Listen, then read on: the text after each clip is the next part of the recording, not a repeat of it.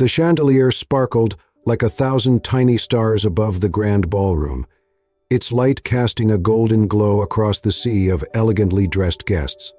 Soft classical music floated through the air, the sound barely masking the scandy of champagne glasses and hushed conversations of New York's wealthiest elite. Jimmy Harris stood near the edge of the room, his tailored black tuxedo flawless, a crystal glass of scotch resting lightly in his hand. To the outside world he looked every part the confident, untouchable millionaire, the image he had spent years crafting. But tonight, as the speeches began and the crowd shifted toward the podium where he was scheduled to speak, Jimmy felt hollow. This gala, filled with luxury and excess, was meant to raise funds for underprivileged children. Yet, it felt more like a performance. Handshakes, smiles, performative compassion. He had been that way once, chasing appearances, ignoring depth, until regret had settled deep into his chest, a weight he couldn't seem to shake. The past never really left you. And tonight, it was about to come rushing back. Across the room, Emma Brooks balanced a silver tray filled with delicate champagne flutes. The simple white server's uniform felt stiff and uncomfortable against her skin, making her feel invisible, like part of the decor rather than a guest who belonged. But she didn't care. She wasn't here for the luxury or the glamour. She was here to work, to earn enough for the community center she had poured her life into. The irony wasn't lost on her, serving drinks at a charity gala to fund the very cause they claimed to support. She moved carefully between the guests, avoiding eye contact, keeping her head down. But her heart pounded harder with each step, not because of the crowd, but because she had seen him. Jimmy Harris, the last person she ever expected to face again. And yet, there he was, the boy who used to smirk as he whispered cruel words behind her back, the one who had turned her most painful teenage years into a nightmare. Now standing like royalty, surrounded by power and wealth. What a perfect life he must have. Her hands trembled as she approached the far end of the room, determined to stay unnoticed. But fate had other plans. Jimmy's gaze had been wandering, scanning the crowd absently, until it landed on her. His grip on the glass tightened. It couldn't be. Emma Brooks, the girl from high school, the girl he had bullied. She was older now, of course, but there was no mistaking her. The same gentle eyes, the same quiet strength. But tonight, she was different.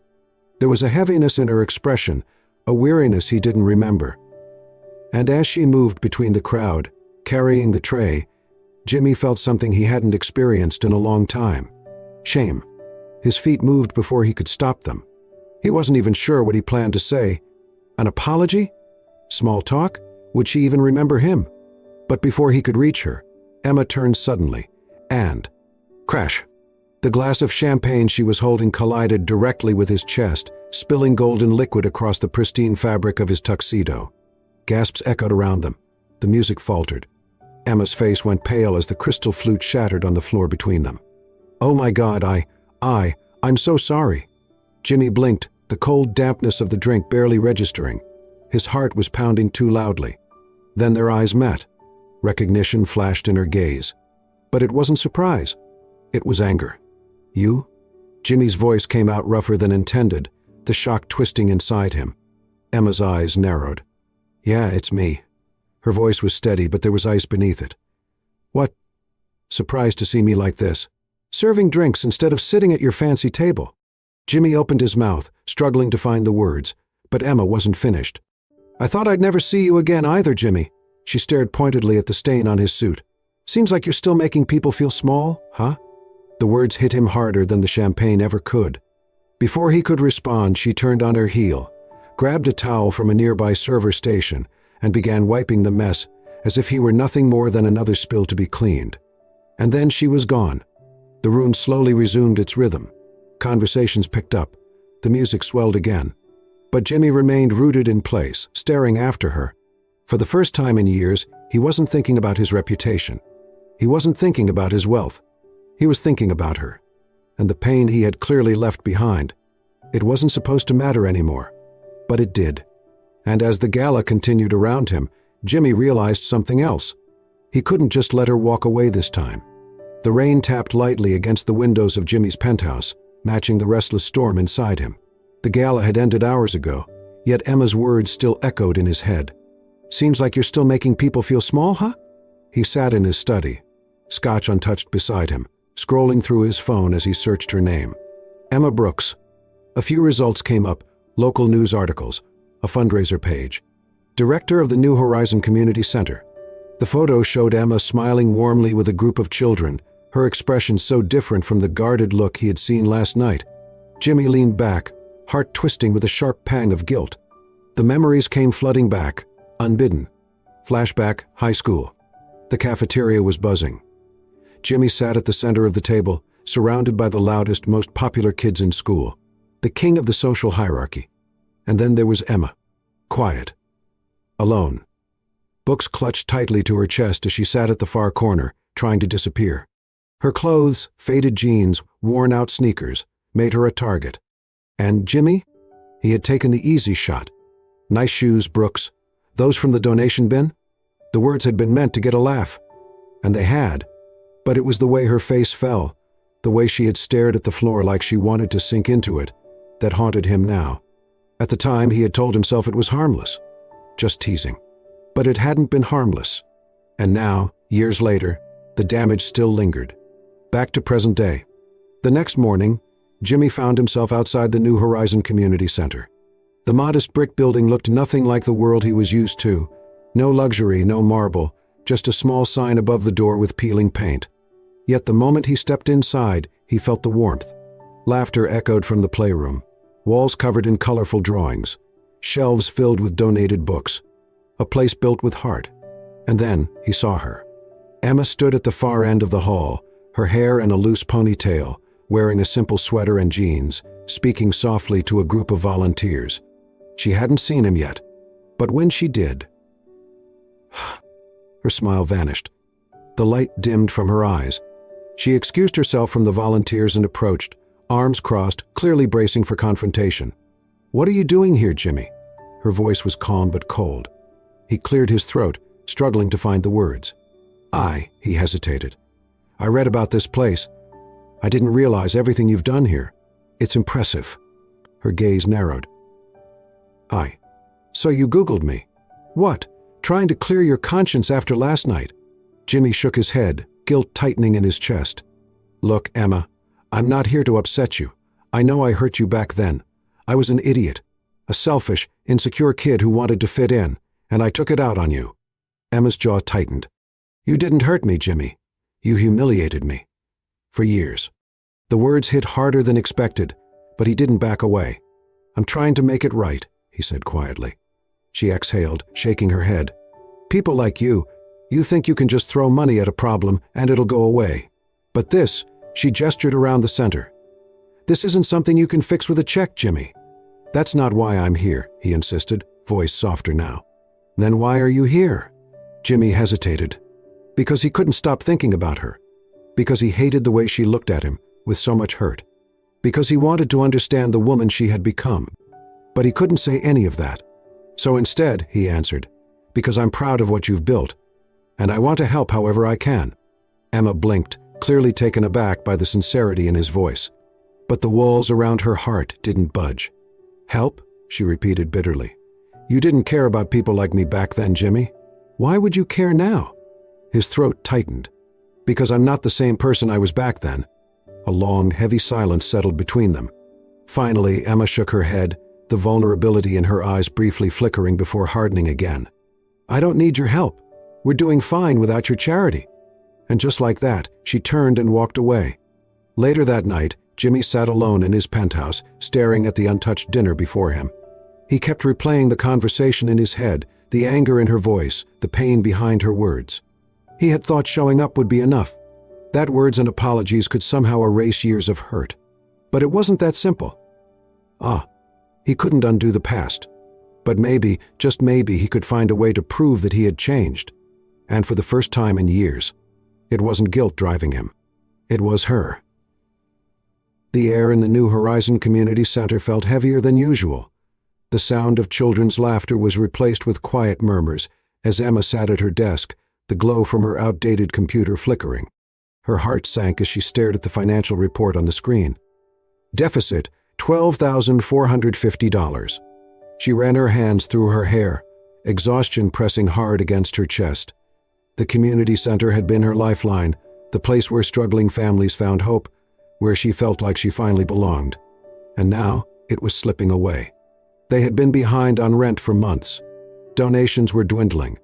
If she couldn't cover the next payment, the center would be forced to close within weeks. Her mind raced, desperate for a solution.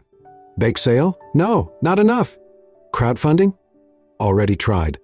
She had sacrificed so much, worked late shifts, taken extra part-time jobs just to keep this place running. But the truth was undeniable. She was losing the battle.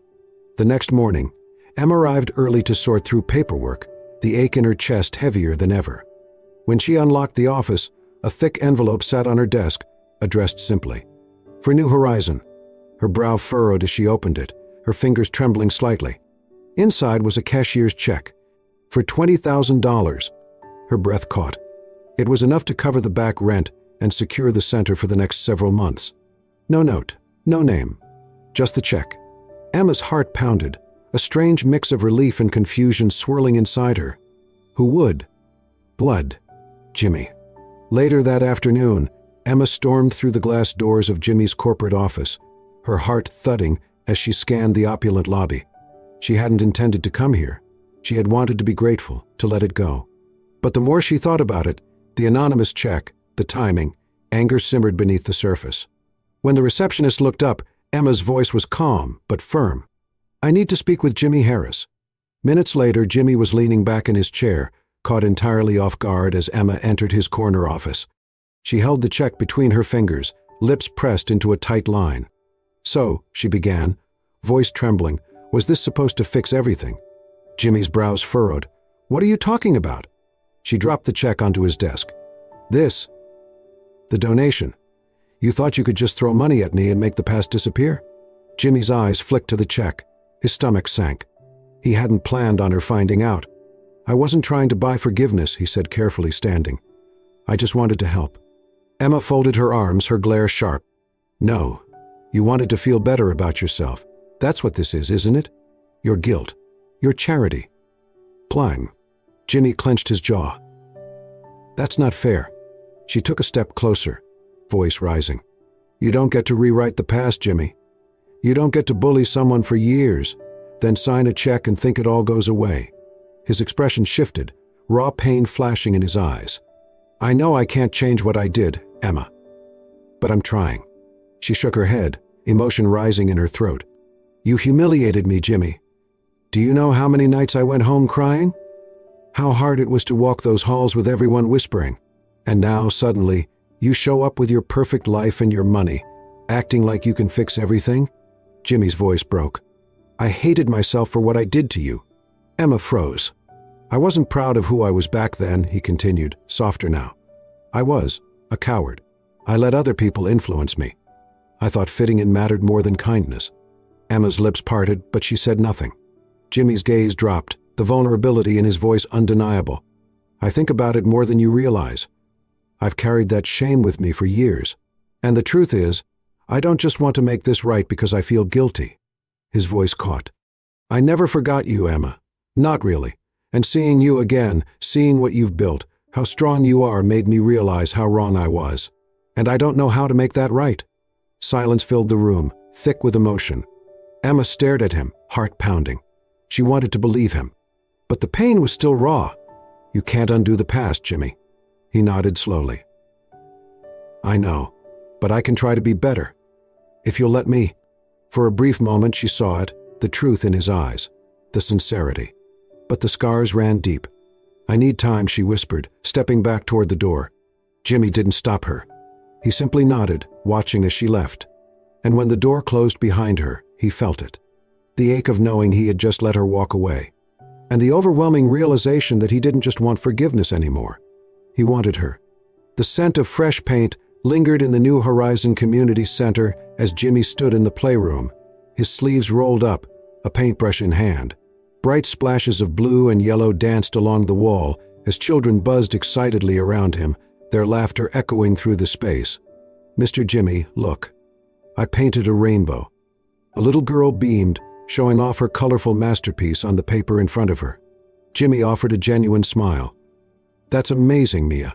You're a natural artist. but his smile faltered slightly when he caught sight of Emma from across the room. She stood near the supply closet, arms crossed, watching him carefully as if waiting for him to slip up. She had been like that for the past week. After their confrontation, Jimmy had decided to stop trying to explain himself and let his actions speak louder. So he kept showing up. At first he had been nothing more than a silent volunteer, cleaning, organizing supplies, helping the kids with art projects. The children had warmed up to him instantly, but Emma? She remained guarded. And Jimmy wasn't sure how much longer he could keep trying without breaking completely. Later that evening, the center grew quiet as the children had gone home. The space felt warmer than usual, thanks to the twinkling holiday lights Jimmy had strung along the windows earlier in the day. He was cleaning up paintbrushes when Emma finally approached. "Why are you still here?" Her voice was calm but distant. Jimmy set down the brushes, wiping his hands on a cloth before facing her. "Because I meant what I said. I'm trying, Emma, and I'll keep trying, even if you don't believe me yet." Her lips pressed into a thin line, but something in her eyes softened. She exhaled slowly. "The kids adore you, you know?" He smiled faintly. "They're easy to adore." A beat of silence passed, heavier this time. And then, as if the words had been lingering just beneath the surface, Jimmy spoke, his voice quieter than before. "You're not the only one who's lost something, Emma." She blinked, caught off guard. Jimmy continued, his gaze distant. "I lost my parents when I was 17. Car accident. It changed everything. One day I was just a scared kid trying to figure out my life. The next, I was alone. No safety net. Just money." Emma's expression softened, her arms dropping to her sides. "I didn't know that," she whispered. Jimmy gave a hollow laugh. "Most people don't. I kept it buried, used my inheritance as a shield. I thought if I stayed busy enough, successful enough, I could block out the pain. But all it did was make me colder, harder. The worst version of myself." He met her gaze then, his voice more vulnerable than she had ever heard it. "I never forgot how I treated you, Emma. I hated who I was back then. But it wasn't until recently that I realized I was just scared, of losing people, of being seen." The words hung in the air, raw and unfiltered. And for the first time since he had shown up at the center, Emma didn't see Jimmy Harris the millionaire. She saw Jimmy Harris, the broken man behind the wealth. They worked side by side that evening, stringing more lights for the upcoming holiday event. For the first time, there was no tension, no sharp words. They talked. Laughed, even. At one point, as they hung decorations near the playroom windows, their hands brushed. Emma felt her heart skip, the warmth of his touch lingering longer than it should have. But she pushed the feeling away, because no matter how much Jimmy seemed to be changing, trust wasn't built in a single moment. The next afternoon, Emma was packing up supply boxes in the office when she overheard a voice outside. "Jimmy's." She paused, her fingers tightening on the box as she listened. "Look, I need the paperwork finalized this week. The property's been under review for months. I want it done before the end of the year." Her stomach twisted. "A real estate deal? And property?" She stepped closer, heart pounding. "Yes, it's the same neighborhood. Yes, near the center. No, it won't affect anything. Just finish the deal, all right?" The blood drained from her face. It was about the center. He was just like every other wealthy businessman, manipulating situations for personal gain while playing the hero. Her heart pounded as the memory of the check came flooding back.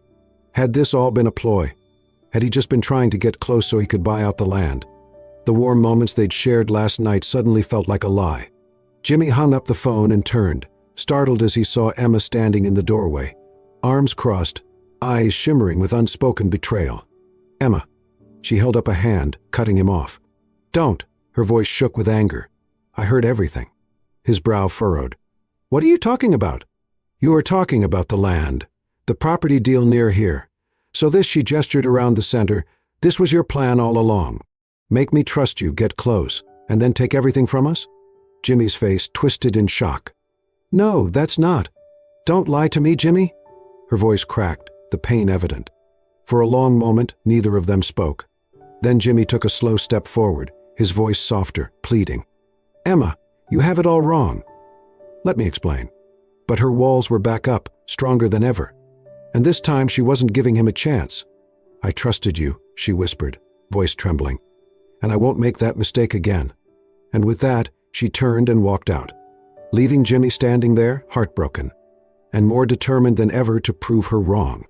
The rain lashed against the windows of the community center as Emma paced back and forth in her office, heart pounding like a drum inside her chest. The confrontation from earlier replayed in her mind, Jimmy's voice echoing in fragments. "You have it all wrong. Let me explain." But she hadn't let him explain. Because it felt like the truth. The pain was too familiar, the sting of betrayal, of being made to feel like she wasn't good enough. But why did it hurt this much? She clenched her fists. Because this time she had let herself hope. Meanwhile, across the city, Jimmy sat alone in his penthouse. The skyline, once a symbol of his success, felt distant now, cold. He stood at the floor-to-ceiling window, scotch untouched in his hand, watching the rain streak down the glass in endless patterns. Her words echoed in his mind like a relentless drumbeat. "I trusted you. And I won't make that mistake again." His chest ached in a way he hadn't felt in years. It was deeper than guilt. It was the pain of losing her. He had never meant to hurt Emma, not back then, and especially not now. But he had. The worst part was knowing he'd done everything right this time. And it still hadn't been enough. Hours earlier, he had made the call that shattered everything. But not for the reasons Emma thought. 2 weeks earlier, Jimmy sat in his corporate office, reviewing the community center's financial situation. The center's land was part of a larger development zone, one that investors had circled like vultures. He had learned, through his own legal team, that developers were planning to pressure the landlord to sell the property beneath New Horizon. If the deal went through, the center would be shut down. But Jimmy had stepped in. He didn't just want to stop the deal. He wanted to buy the property and secure it for the center permanently. His plan was simple: purchase the land under a trust in Emma's name and donate it, without taking credit. It wasn't about redemption. It was about protecting the only thing that truly mattered to her. To both of them. But she hadn't stayed long enough to hear that part. And now, as the rain poured harder outside, Jimmy felt the walls closing in. He had spent years building an empire, convincing himself that wealth could protect him from vulnerability. But now, for the first time, none of it mattered. Because he had lost her. The next morning, Emma arrived at the community center earlier than usual, her mind still spinning from the argument. She felt a pit in her stomach, the kind that gnawed relentlessly, whispering that something about all of this didn't quite add up. But the hurt still felt too fresh to let go of her anger. She was organizing supplies in the storage room when Mrs. Callahan, one of the longtime volunteers, appeared in the doorway. "Emma, dear? I thought you'd want to know. Someone dropped these off last night." She held out a thick envelope. "Another check?" Emma's heart twisted.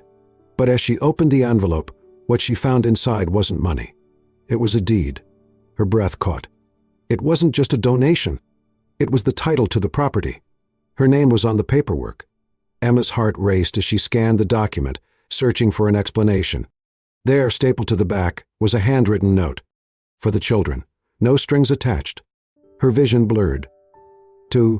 She sank into the nearest chair, reading it over again and again, her hands trembling. He hadn't been buying the land for himself. He had been saving it for her. The realization hit like a punch to the gut. She had been wrong. Horribly, completely wrong. And the memory of Jimmy's face, the hurt in his eyes, seared through her heart. That evening, Jimmy sat in his office once more, drowning in the silence. He hadn't returned to the community center since the confrontation.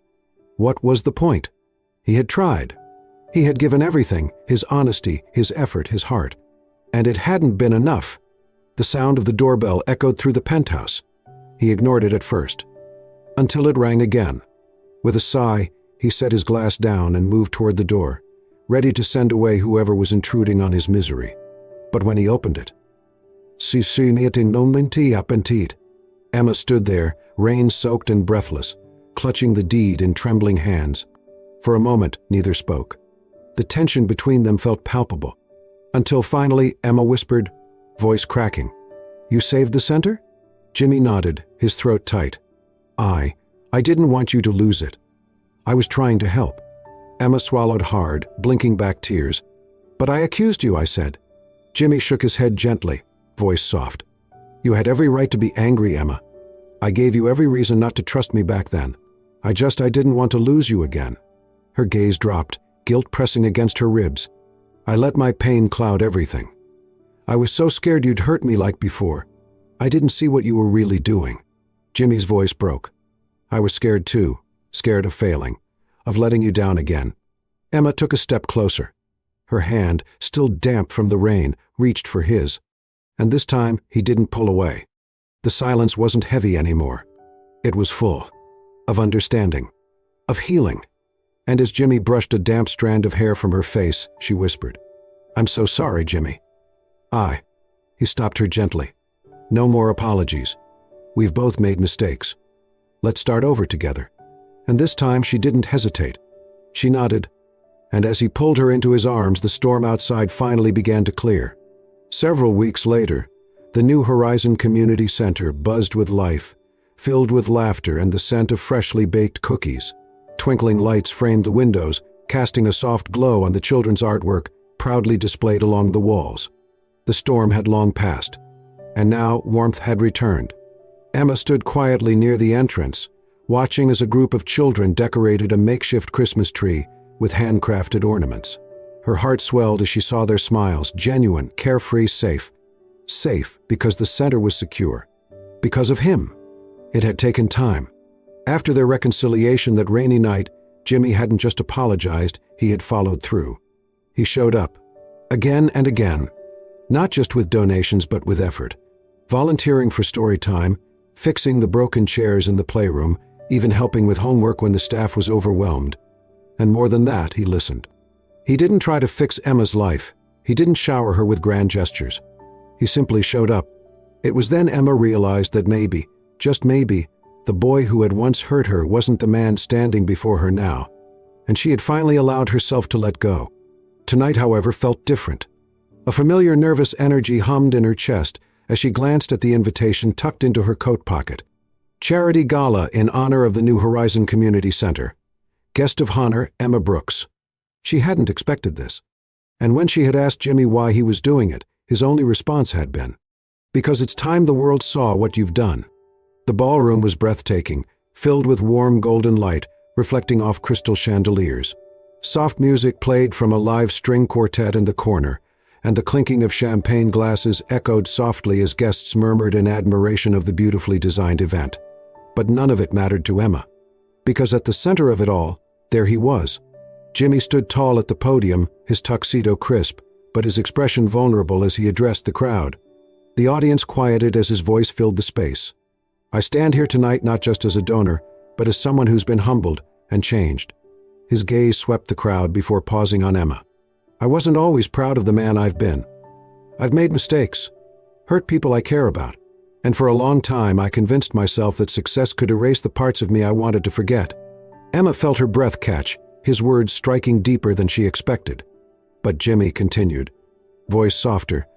"Someone once told me that true redemption doesn't come from erasing the past, it comes from learning from it. And tonight, I want to celebrate someone who embodies that lesson far better than I ever could."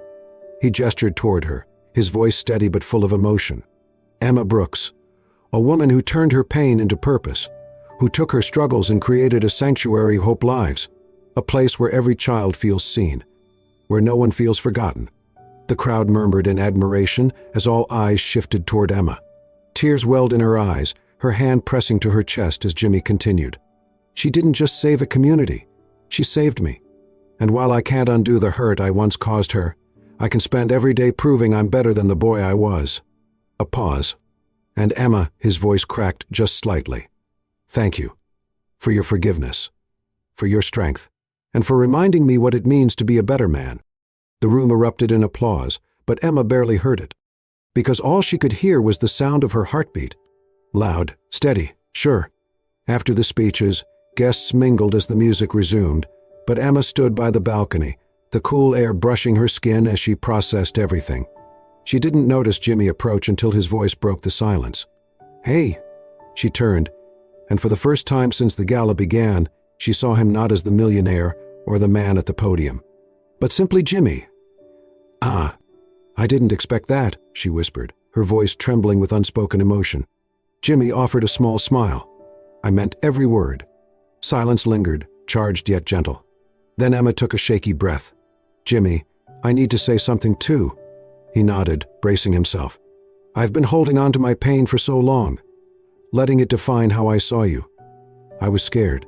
Scared to trust, scared you'd hurt me again, and I let that fear make me push you away.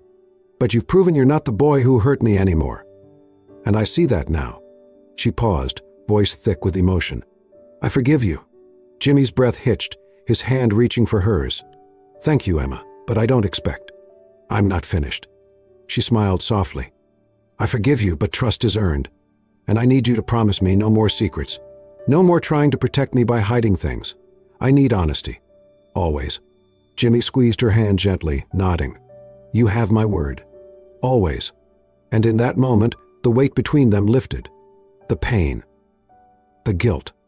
The walls. They were finally free. 1 week later, the community center was busier than usual as children and families gathered for a special announcement. Emma stood near the playroom, confused as the staff ushered everyone into the back garden. And there, standing beside a newly built structure, was Jimmy.